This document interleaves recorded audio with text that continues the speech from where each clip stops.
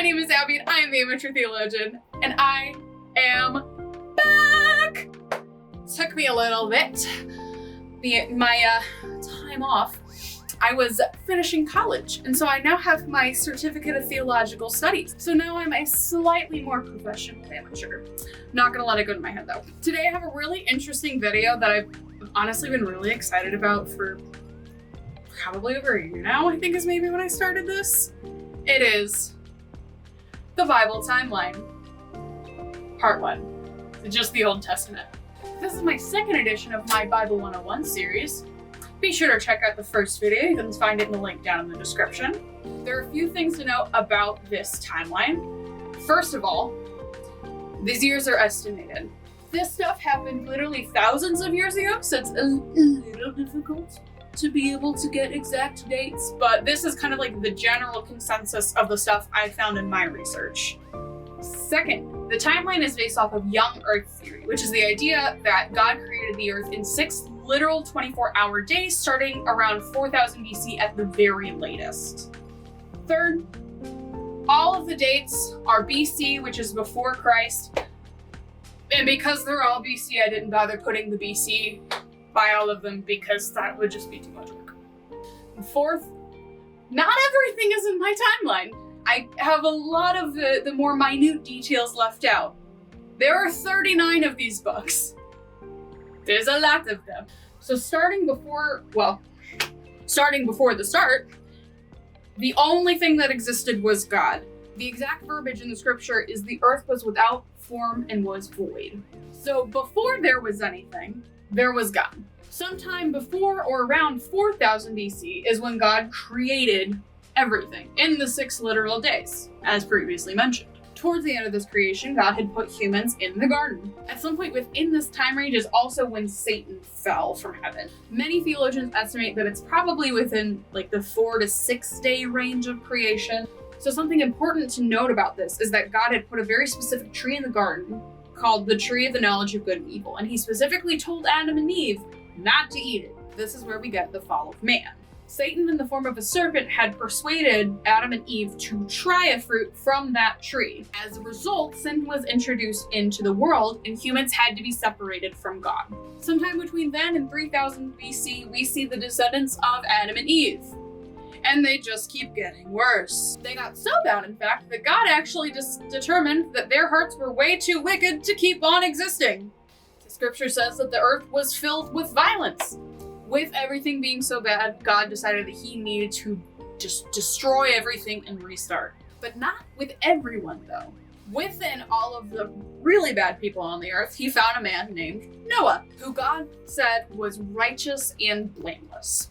So God called Noah to build an ark and put his family and 2 of every kind of animal inside of it. Once the ark is finished and everyone and everything is on the boat, God floods the earth, killing everything else. The flood lasts for roughly like 370 days-ish.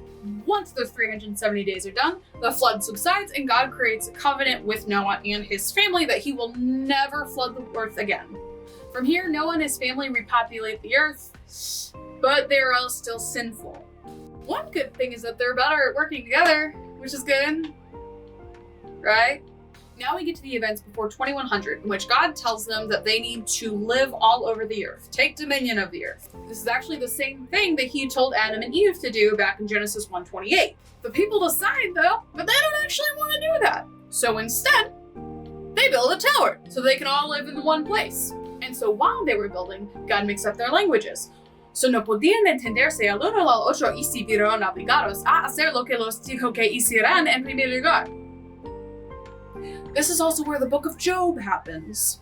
So it's from this point on that scripture hones in on one specific family line. If you look very carefully, literally from the very beginning of Adam and Eve, you can actually see that it's following this, but this is specifically where it focuses in on that line.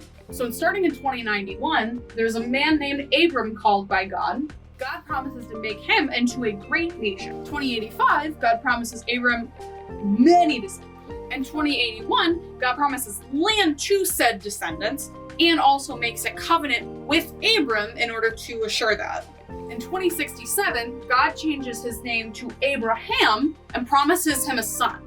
Now, something to note, he's like almost 100 years old at this point, and he ain't got no kids. And then a year later is when this promised son is born. 2026, his son Isaac marries a woman named Rebecca.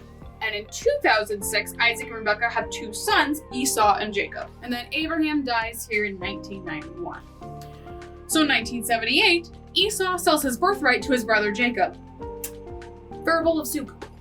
1929, Jacob steals the blessing that Isaac had intended for Esau.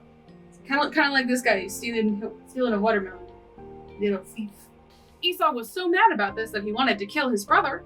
So Jacob fled to his uncle Laban. From 1928 to 1916, we are introduced to Jacob's many wives and children. And I do mean many. Just how many, you ask? Well, to start, he had 4 wives. We have Leah and Rachel. Rachel is Leah's younger sister. Bilhah, who is Rachel's servant. And Zilpah, who is Leah's servant. Through these 4 women, he had 13 children. In birth order, he had Reuben, Simeon, Levi, Judah, Dan, Naphtali, Gad, Asher, Issachar, Zebulun, Dinah, Joseph, and Benjamin. Dinah is the only daughter. All of the rest of them are boys. From 1908 to 1906, Jacob had some more interesting times. During this time, he left for Canaan, the land that was promised to Abraham. He reconciled with his brother Esau, fought God, and got his name changed in the process to Israel. From here, we have the events of Jacob's second youngest son, Joseph. Yes, this is Lear the cucumber from VeggieTales, The Ballad of Little Joe. No, this is not the last time you will see a vegetable in this presentation. From the events of 1898 to 1886, we have what I like to call Joseph Part 1. It's where he starts interpreting dreams. Because of those dreams, his brothers kind of don't like him, so they sell him into slavery, as you do. After he's sold into slavery, he's bought by a man named Potiphar, and his wife, let's just say she had the hots for Joseph. Joseph, being the good, godly man that he was not going to reciprocate to a married woman. So instead, she got him arrested for literally nothing. This poor guy. While he's in prison, he interprets the dreams of the cupbearer and the baker of Pharaoh. Both of the things he predicts in these dreams come to life. After a few years, Joseph interprets the dream of Pharaoh, in which he predicts that there was going to be 7 years of plenty in the land of Egypt, and then after that, 7 years of famine. With this prediction, Pharaoh actually sets Joseph as second in command over Egypt. And during that time is when the 7 years of plenty begin. In 1875 to 1859, we have what I like to call Joseph Part 2. This begins with the 7 years of famine. During these years of famine, Joseph's brothers travel to Egypt in order to get some food. After some events, we'll say, Joseph eventually reveals himself to them and forgives them for selling him into slavery. That's a good man. His brothers travel back to where they had come from in order to get their father Jacob and bring their entire family to Egypt, in which they will be taken care of. After they got all nice and settled in Egypt, Jacob blesses each of his sons and the 2 sons of Joseph. From the years of 1859 to 1600, Jacob's family stays in Egypt and multiplies, and from here on out, they are known as the nation of Israel. This is actually part of the promise that God had made to Abraham being fulfilled. Now, this nation of Israel is actually broken up into 12 different tribes, named after the sons of Jacob. There's Reuben, Simeon, Levi, Judah, Dan, Naphtali, Gad, Asher, Issachar, Zebulun, Benjamin, and the half-tribes of Manasseh and Ephraim, who were Joseph's sons. Now this is where things start to go downhill for Israel. Here in 1600, the nation of Israel has been oppressed by a new pharaoh. God hears the cries and the grumblings of his people. So in 1525, there's a man named Moses who is born to an Israelite woman, but after a turn of events is adopted by the daughter of the pharaoh of Egypt. In 1486, Moses kills an Egyptian that was beating an Israelite and then flees into the land of Midian. Now this is where things really start to pick up for Moses and Israel. In 1446, God sends Moses back to Egypt in order to free the Israelites. This is where the 10 plagues happen, Israel is released, and the Exodus begins. The Israelites travel to Mount Sinai, where they get the commandments, laws, and tabernacle preparations. It is also here that there is the golden calf incident. Not good. After that's all dealt with, their journey resumes. A year later, the tabernacle is constructed and filled. Look at that. It's constructed, and it's filled. Wow. It's here that God gives Israel more laws and feasts, as well as chooses Aaron and his sons and consecrates them for the priesthood, which means that the only people who can be priests in Israel are descendants of Aaron, who came from the tribe of Levi. Here they have the tabernacle dedication, and spies are sent into the land of Canaan in order to scope it out. This does not go over very well, as 10 of the 12 spies start freaking out about the people who are in Canaan. And then as a response, the people start complaining about how things were better in Egypt. Keep in mind, they were literally slaves. And as punishment, God decides that none of them get to enter the land except for Joshua and Caleb, the 2 spies who did not complain. This old generation has to now wander the desert and die off before anybody is allowed to enter the land. And thus, the 40 years of wandering begins. So now, it's 1407, and Moses has been dealing with their complaining for all these years, and so he ends up sinning against God, literally out of his anger. It's shortly after this where Aaron dies, and shortly after that, where Joshua is chosen to succeed Moses. See, I told you this wasn't the last time you were going to see a vegetable. God establishes more sacrifices and holy days, and the boundaries of Canaan are apportioned to the Israelites. And from here, Moses starts recapping Israel's history to this new generation of Israelites before they enter the land. Very shortly after this, that Moses recaps the law to them. And then Moses blesses all of the tribes and dies. After his death, God commissions Joshua to lead Israel into the new land, and Israel conquers Jericho. This is the before, and this is the after. But like, in VeggieTales terms. 1405, we see all the events under Joshua. We see the nations are against Israel, and God orders them to defeat these nations as well as northern Palestine. God specifically orders them to drive out these nations, but they really do. 1399, the land of Canaan is allotted to the tribes of Israel. And in 1375, we have the final words of Joshua. Now we have what is known as the Judges cycle. Now you remember when I said that they didn't drive the people out of the land and it was going to cause problems?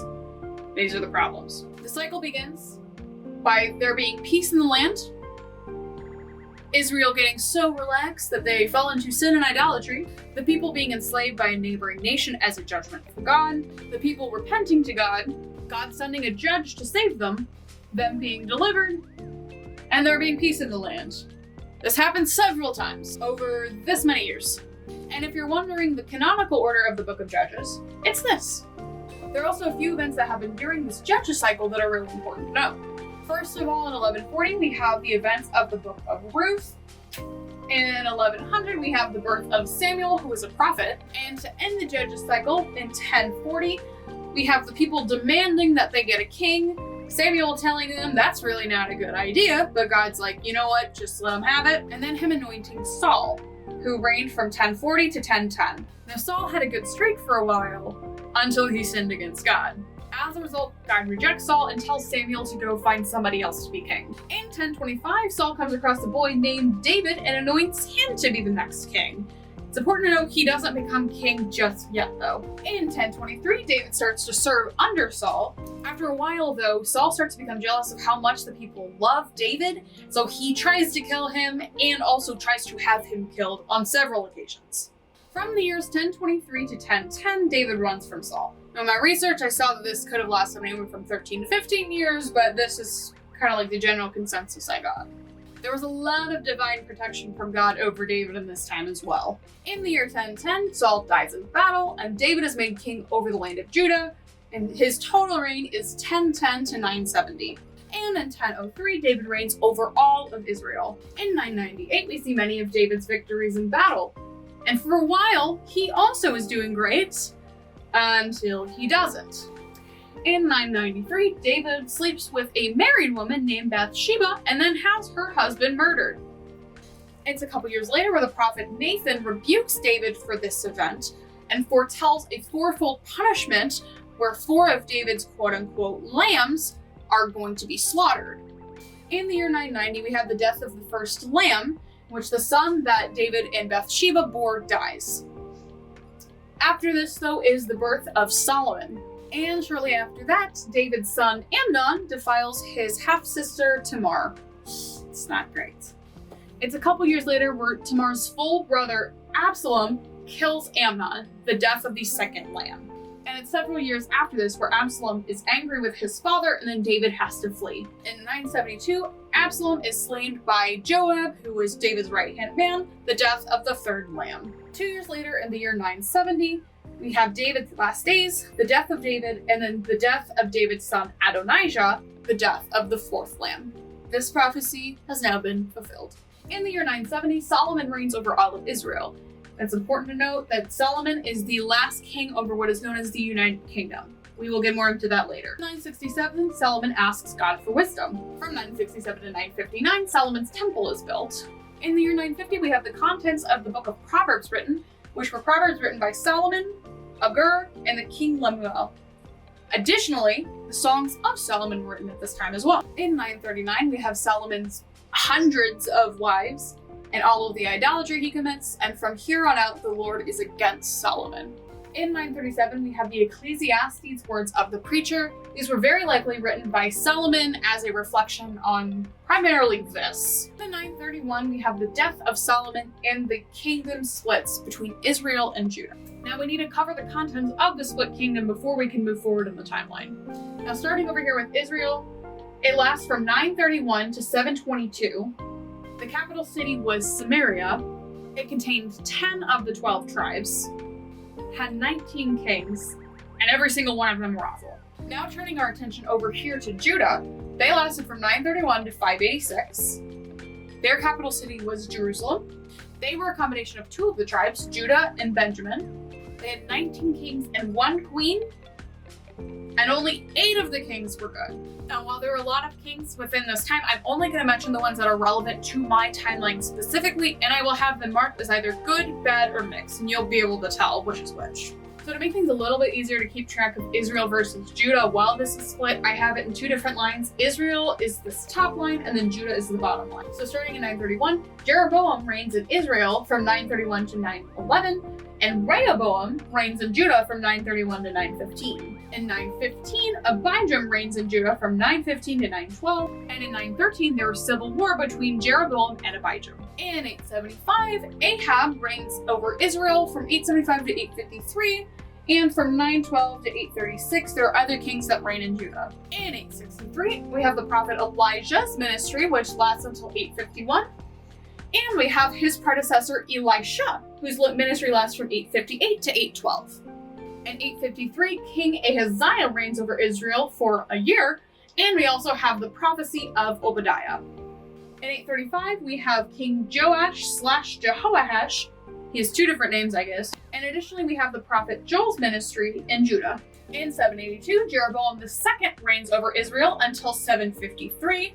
In 766, we have Amos's message on Israel's sin, judgment on Judah, which was his home, Israel, and the surrounding nations, and as well as a prophecy of restoration to a remnant of Jews who were faithful to God. In 760, we have the ministry of Jonah to Nineveh, and Nineveh turns to God. In 753, we have Hosea's message on Israel's prostitution, God's loyalty to his covenant, and also God's steadfast love.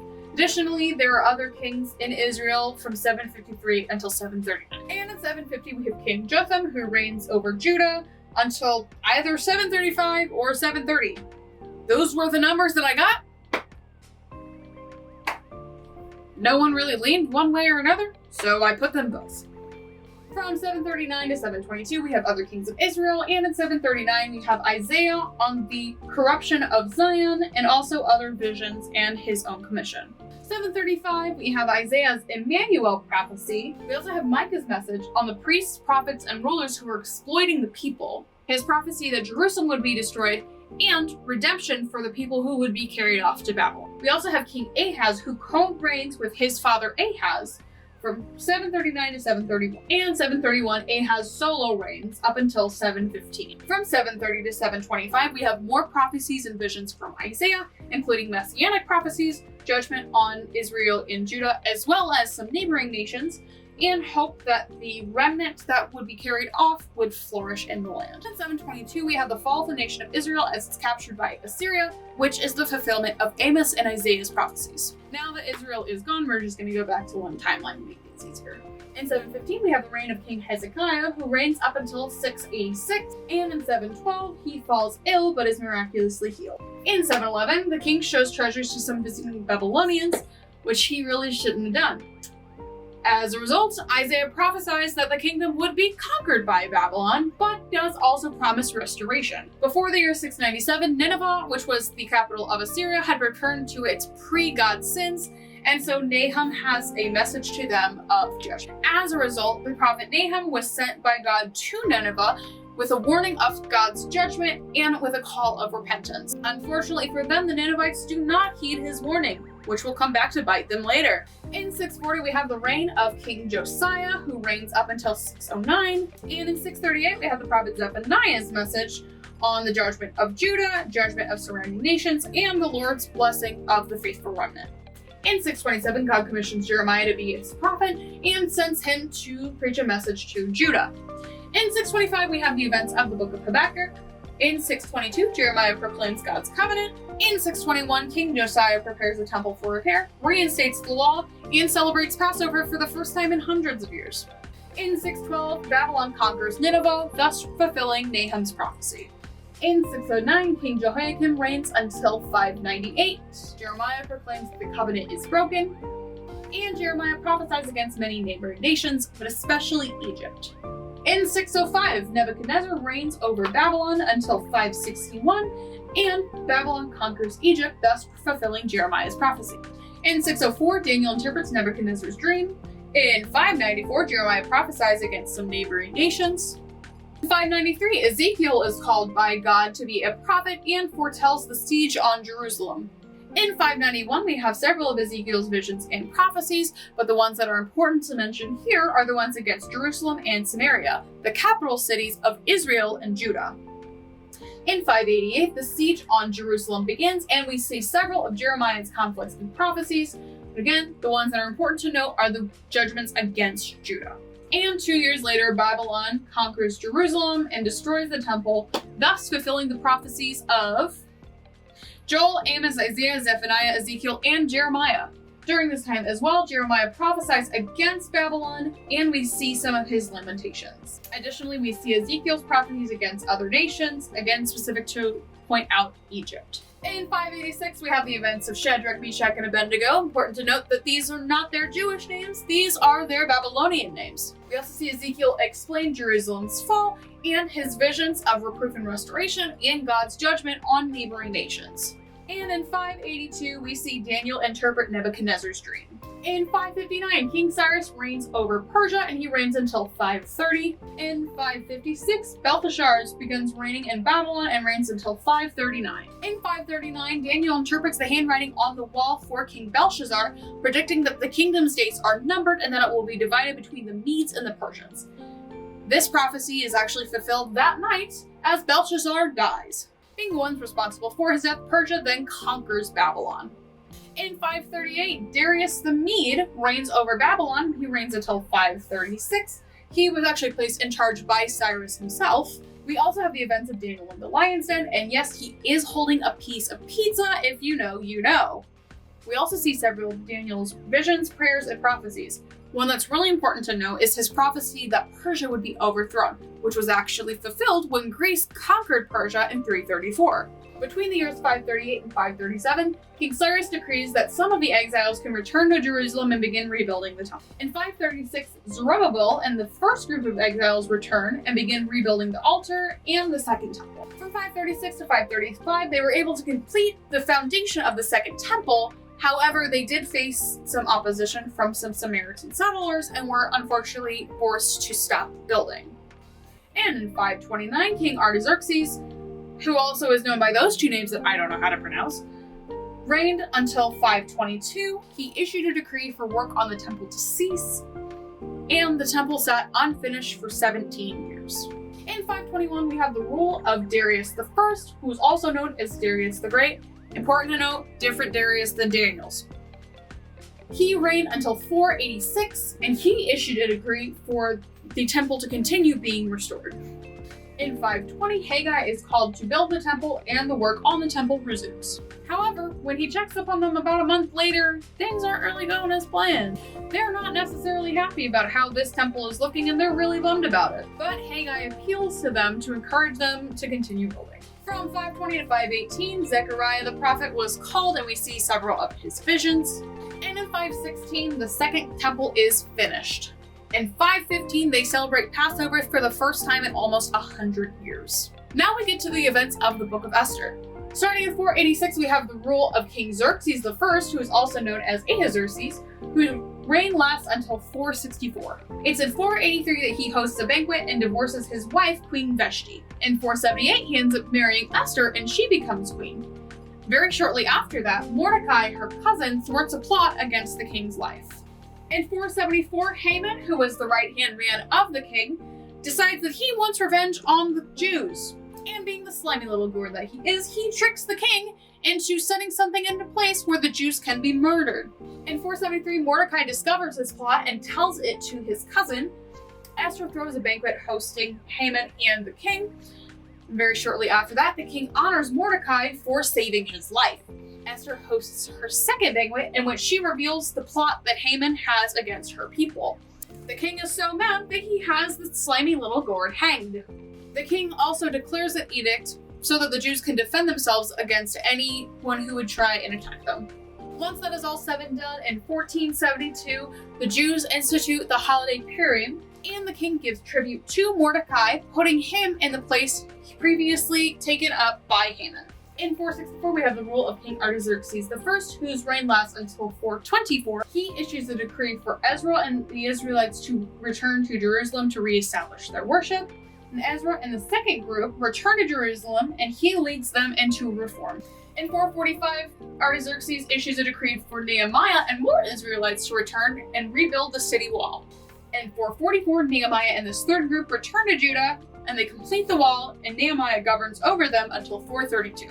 And in 432, the Jewish laws are restored, and Nehemiah returns to Babylon. And in 430, Nehemiah goes back to Jerusalem. Additionally, we have the events of the Book of Malachi, in which we have 6 disputes between God and Israel, the Book of Remembrance for the Faithful Remnant, and the promise of a messenger with the ministry of Elijah.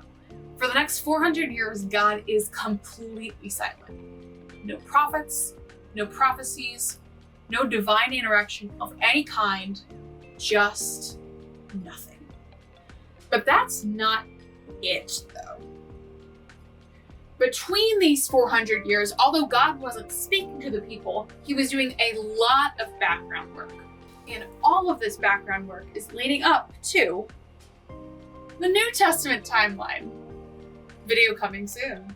If you're interested in seeing all of the resources that I found in order to come up with this, I will have all of them in the description. It is a lot, but I highly encourage you to look into it. Now, I cannot end this video without shouting out a few of my absolutely amazing friends. First and foremost, my dear friends, Kaitlin and Brenden. They helped edit this video and they did such a good job, and I'm so happy. And additionally, I want to thank my dear friend Kaitlin for the channel art. I completely forgot to thank her in the first video, but she did so good. It's so cute and it's so me, and I love it so much. If you guys are interested in checking out their stuff, I will have their information linked in the description as well. And I want to thank you all so much for watching. This really does mean a lot. If you enjoyed this video, be sure to hit the like button. Please subscribe to my channel so you can get more content like this. Go ahead and leave a comment down below. Let me know what you thought. Let me know any other video ideas you have. I do also have an Instagram page if you want to check that out. There's not too much on it right now, but I do intend to try and post on it more regularly. Be sure to go ahead and check that out and follow me there. And at the end of the day, test my words. Look into the scriptures and the research for yourself. As I've said earlier, I'm not a professional. I'm just an amateur. See? It's me.